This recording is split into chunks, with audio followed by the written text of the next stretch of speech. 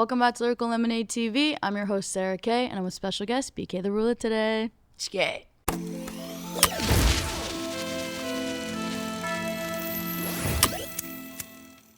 What's up, BK? How you been? Man, pretty good, man. On the road, thugging it, having a good time. Just came back from Ohio, right? Yes. How was that? It was pretty good, actually, just extremely cold. It was snow. I mean, there's snow here, too, but it was the first little winter day we've experienced on tour, so. Right. Yeah. So I don't know if the fans know, but this is your second LTV interview, actually. So we did the first one 3 years ago. Which is crazy. And it's crazy because at the end of the interview, you said in 5 years, like you were putting out there that you felt like you're going to prove yourself and be among all these great artists. And I feel like you've already done that 3 years in. For sure. How does it feel like coming back here 3 years later? Grateful. Just grateful to be in a space, with a lot of other greats and just, still be dominating, a specific realm. It feels great. 100%. It's early November. We just ended Halloween season, and I saw that Northwest dressed up as you for Halloween. How did you react to that when you saw it? It was the cutest thing ever. Her nanny actually texted me telling me that she wanted to be me for Halloween, so I sent her a couple of my favorite looks, and then she really liked the one that I had from the video called Tan. It's a song. And from that music video, I literally had on that exact same fit. So it was very cute. She nailed it. That's so cute, especially because you're young yourself, but I think even seeing that impact on the younger generation, like the kids must be insane. Yes, it is. It's beautiful because that's how, we all start off being inspired when we're dummy young. So it's so cute to see that, That's so cute. You were also, I just feel like you've been up to so much recently. You were also on stage for the Antagonist tour. Yeah. And I saw you post on your Twitter a picture of you and Fake Mink. Are you tapped in on the British underground scene? You know who I really like? That guy SD Kid. Dude, I've been listening to his stuff for a minute, but I need to get more tapped in. I'm not really too deep in it, but it's sounding good. I was speaking of British artists. You did a Party on You, or the Party for You remix with Charlie XCX. I saw she reposted that. Yeah. How did you get into that and wanting to remix that song? Honestly, bro, I have a fire producer. I have a lot of, fire producers, but one of my producers just sent me that beat and I immediately just cooked it up. It was just on the fly type of thing. Just send it to me. I cooked it up. Ended up being a smash. I called him immediately after and I was like, bro, I'm about to shoot the video to this next week. Drop it next week. And that's what I did, so. No, it's fire. So Dev Sax beat. Yes. It's fire. Especially with you, I feel like you're such a friend of Lyrical. You're performing at the festival. All the time. I wanted to talk about that. How was performing? What was your favorite moments at the festival? We were just talking off camera. You love experiencing it too, actually walking around. I would say that's actually my favorite part of the festival is experiencing it. Walking around, meeting all the other artists, and just having fun, to be honest. That's my favorite part. What was your favorite moment from this summer? It was dummy hot this time, I'm not gonna lie. So hot, 100 degrees. Yes, it was too hot. And we were in the tent, so we were fucking boiling. But my favorite part was probably always seeing Laser. And I seen Baby Chief do it as well. And we were I was rapping his song and it was very funny. It was a cute moment. I love Laser at the festival. He just running around. Just being him. I always wondered too, because I feel like I would see rappers full leather fits, decked out, and it'd be 100 degrees. And I'm like, y'all are better than me. I do that too often, and I probably shouldn't. Is there a secret to staying cold? I've literally always wondered, because I look at them, I'm they just act cool. And I'm I'd be tweaking out on everyone if I was decked out. I think the secret is just remembering what you got on. You just got to be all right. I got to lock in. Bro, if you got that shit on, you don't want to take it off, just keep it on and just keep going. Yeah. Yesterday I was at my show and I was boiling. I'm talking about water dripping down. But I had to remember what I had on. And I'm it wouldn't be complete if one of the items were off. Yeah. So you kind of got to trick your brain into you have to be dedicated to the fit. Got to. That makes sense. So you just dropped Pink Money with Coi Leray and the mayor of Chicago, G Herbo. Yup. How did that collab come together? Did y'all record it in the studio, in person? No, actually not. But me and Coi always been rocking with each other. So she sent that record over. I loved it, immediately got on it. And I didn't even know G Herbo was going to get on it. But then I found out like after the whole thing was like mixed and it got sent back, I was like, oh yeah, we're gonna shoot the video, you know, me, you, and G Herbo. I was like, G Herbo got on this shit. So Yeah. I heard it and it was pretty fire, and it was honestly a pretty genuine collab. The music video was super fun. It looked fun. It was super fun, like action-packed day. It was so lit. Y'all were in the strip club? It was in a strip. Chance the Rapper pulled up. He was blowing money. I did see that. It was lit, bro. It was fire. You have a favorite moment from that? I would just say we was just screaming. It was like bitches twerking on the floor, and we was screaming, "Take me through that, take me through that." But the song wasn't even playing. I would say that was my favorite part. That was a song of the summer, though. Nah, for sure. Song of the summer. Overly. So you've always had like your own sound. No one moves like you, especially with your newest project, Lucy. Yeah. How do you feel like that shows where you're at now compared to your older stuff? I think I'm more structured. I think it sounds more structured, you know? I'll say the way that I worked on this album was completely different than I've worked on any other album. Mm-hmm. It took me way longer. I worked with new people. I stepped out of my comfort zone. And I take advice from pretty much everyone because I like having more brains on a project than just mine. You know what I mean? Mm-hmm. And that's just, something I think that I've changed with working on albums. So I would say that's how I can tell that I improved. You're kind of more of a circle small person before, would you say? Yeah. Yeah. I mean, I still don't like people in my studio sessions, still to this day. Right. But, lately it's been a couple people in there, and I'm like, okay. Got producers pulling up here and there. I'm like, okay, I'm changing up, So it's evolution. It's for the better. Yeah. Can fans expect a deluxe version of Lucy, or working on the next chapter? I was going to drop a deluxe, but my brain's already in a new place. Ooh, okay, interesting. Like I'm working on like 2 different things right now. So if I was to work on the deluxe, that would come after the next 2, which then it doesn't even make any sense, right? So without giving away too much, you said you're working on the next thing. Is there something that inspired the next thing? Because I feel like with Lucy, like you built a whole world. Like there was these, sure. like Saint Lucy, the first human, and then the Yes. movie. Like this is what this concept is. Is there like a new concept that you're brewing on? Yes, there is. But I don't want to get too deep into it. Right. I still gotta put my brain to it a little bit more. But yeah, there is like a couple concepts that like I think will blow people's minds. Is there like a little symbol that inspired it, like this, like Lucy? Nah. Okay, something different. Mm-hmm. Cool. Do you remember the first song that kicked off Lucy that made you realize, okay, this is the direction that I want to go on? Dumb shit. Yeah. Okay. When I was working on Level 5 P2, or when I dropped Level 5 P2, Mm-hmm. I already had recorded Dumb Shit. So I was probably listening to that for like a minute. And then once I made that, I was like, oh, nah. Like, I don't know what came over me, but we got to keep it going. And then after that, it evolved into like something completely new. It was so weird. Like, I didn't know it was going to evolve like that, but. So that was the first song you made for Lucy? Yeah.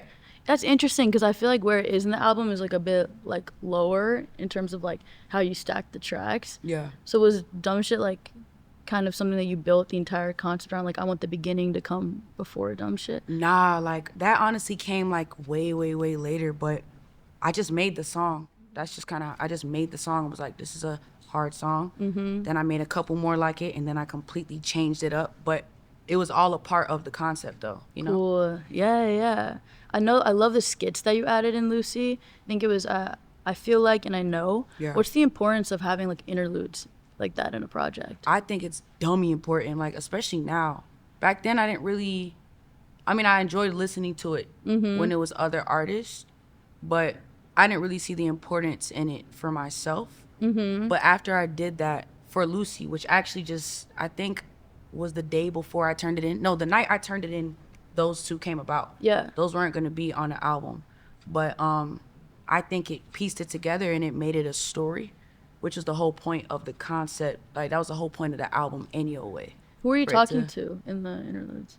Well, I was talking to, like, the whole gang. Like, making this album was tougher than any other album I think I've, like, made. It was tough because it's not just, the music. It's clearing. It's just a lot. It's getting in the same rooms together. It's agreeing on something, you know what I Yep. mean? So Yep. there was so many times where I was gonna drop. I think I was gonna drop November. I think I was gonna drop January, and then I was gonna drop February, and then I just ended up not dropping, because more work had to be done.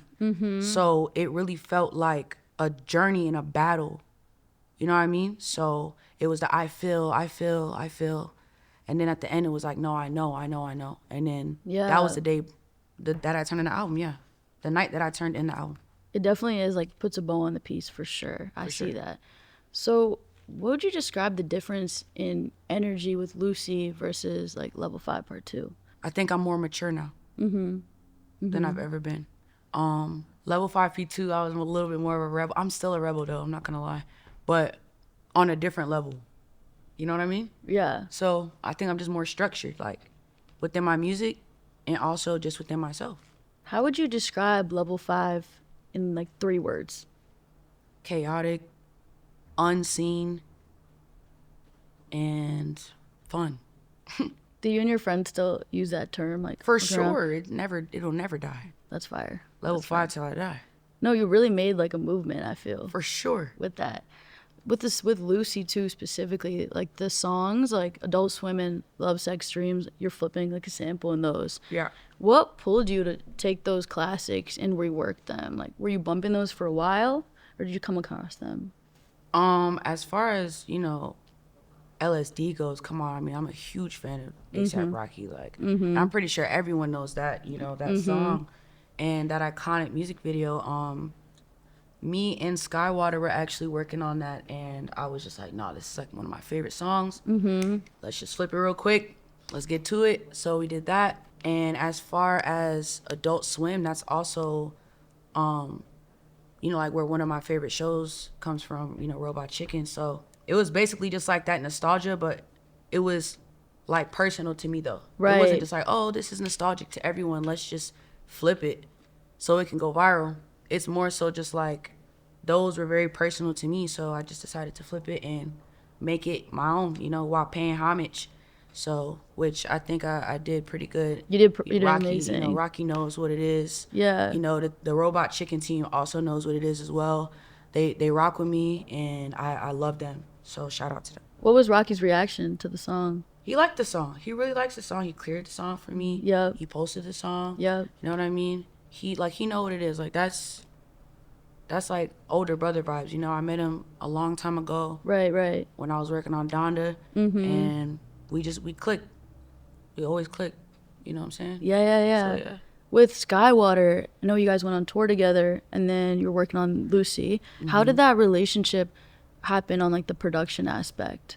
I think we just decided to like open up the computer, because you know how it is with artists. Like artists, they don't like, they're so close, but they never made music together. Like I don't know why it's always like that, but Yeah.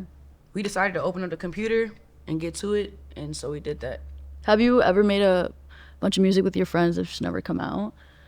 1000%. Or do you typically like, you're with your collaborators, are they usually friends first, or are they people that you just shout out and think, okay, Friends you're cool? first. Friends I first. feel like that's how all my collaborations happen. I think it's better that way, and I think the music is better. That way you're able to actually communicate too with each other. Yeah.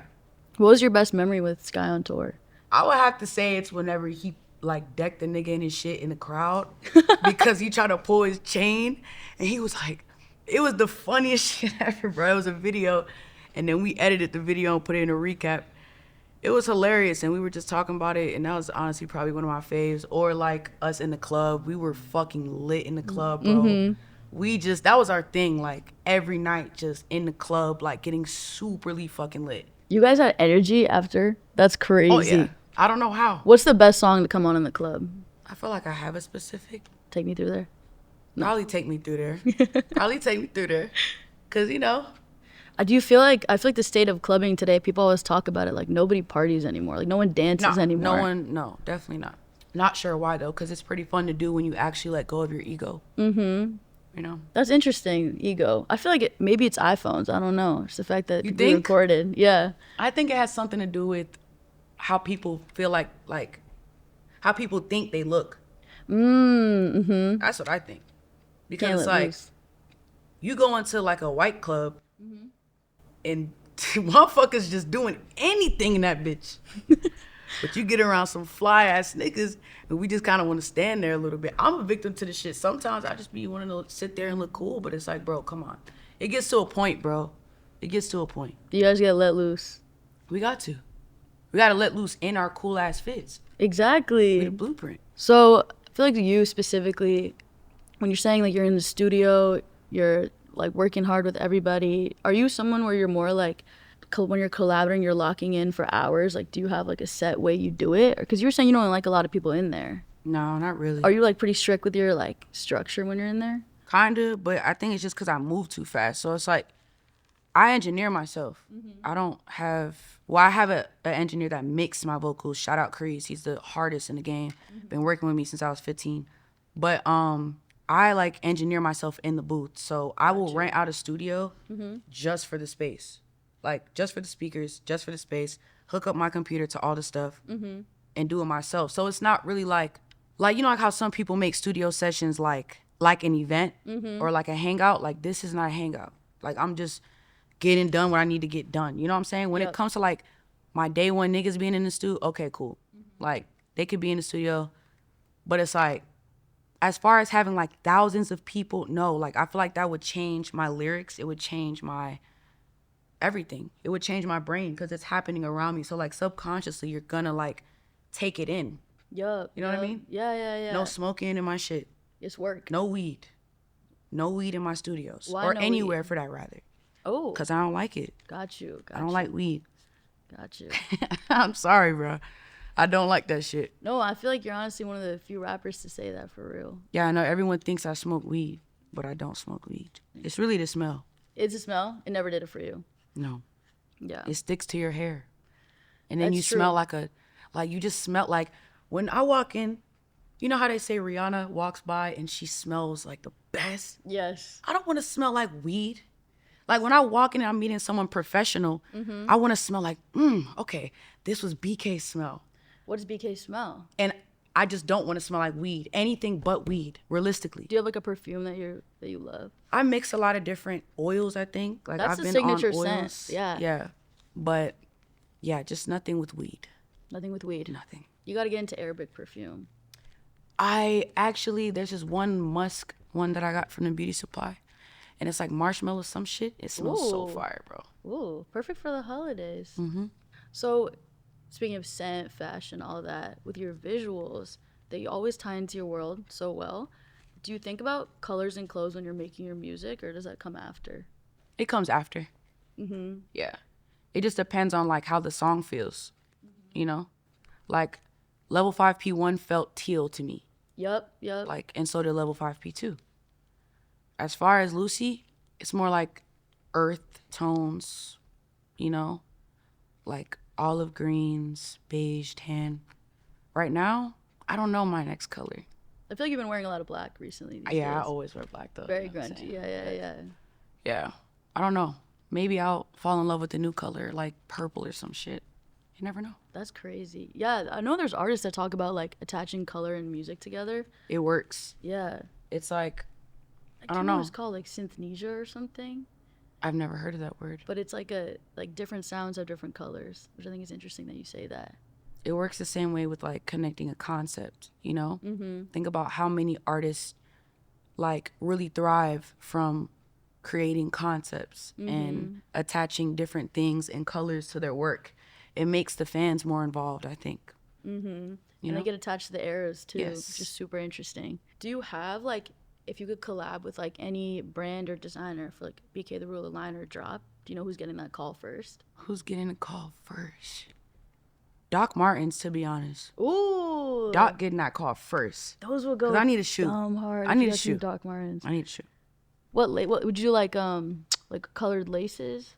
Nah. Nah, black. I would keep it so simple so it could be worn every day. Okay. That would be crazy, like some big stompers. Something. That would be crazy. I like that. So I wanted to ask you this, just see if it would like work, especially because like we were talking about the eras of things. But I want to give you 3 BK songs, and I want you to describe the type of person they are based on this song being their favorite BK song. Okay. Does that make any sense? Kinda. Like, describe the person who "I Love You Back" is their favorite song. Oh, like if I was to guess, like what type of person would listen to it? Yes. I Love You Back. Oh, that's kind of hard because I feel like anyone could listen to I Love You Back. But what type of, I don't know, what type of person? Maybe a joyful one? Yeah. It's a joyful.